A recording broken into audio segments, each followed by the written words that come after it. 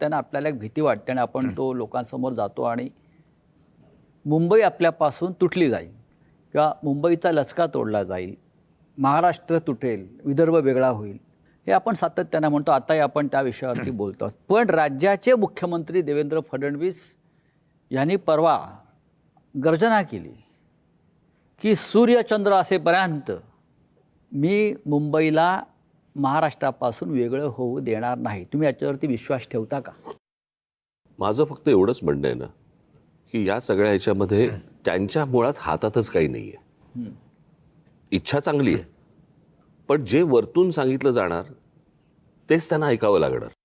वरतून सांगितलं की ही जमीन अदानीला द्यायची म्हटल्यानंतर त्यांच्यासमोर पर्यायच नसतो सही करण्यापलीकडे. सो वरच्यांच्या मनात काय आहे हे जास्ती महत्त्वाचं आहे. इकडच्या लोकांच्या मनात काय आहे हा विषयच येत नाही ना. त्याच्यामुळे त्यांनी चंद्रसूर्याचे कितीही दाखले जरी दिले तरी वरती जे बसलेले जे दोघे जण आहेत त्यांच्या मनात काय आहे हे पहिल्यांदा आपल्याला कळणं गरजेचं आहे आणि ते कळतंय. एक मुद्दा असा आहे, मुंबई महाराष्ट्रापासून कोणीच तोडू शकत नाही, पण ज्या पद्धतीने मुंबईची संस्कृती मारली जाते, कोणी येतो आणि सांगतो की इथल्या भागाची भाषा ही गुजराती आहे, आमच्यावरती हिंदीची सक्ती करणार, म्हणजे आमचं संपूर्ण तुम्ही अस्मिता संस्कृती मारणार आणि नावाला मुंबई महाराष्ट्रात ठेवणार, या गोष्टीला काय अर्थ नाही आहे.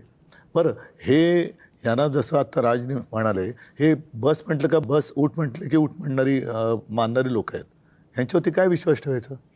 आज मुंबईची संपूर्ण लक्ष्मी जी म्हणतो ती कुठे गेली? ती आपल्या हातात नाही आहे. मराठी माणसं कुठे गेली? मराठी माणूस हा कामगार, श्रमिक, लढवय्या होता.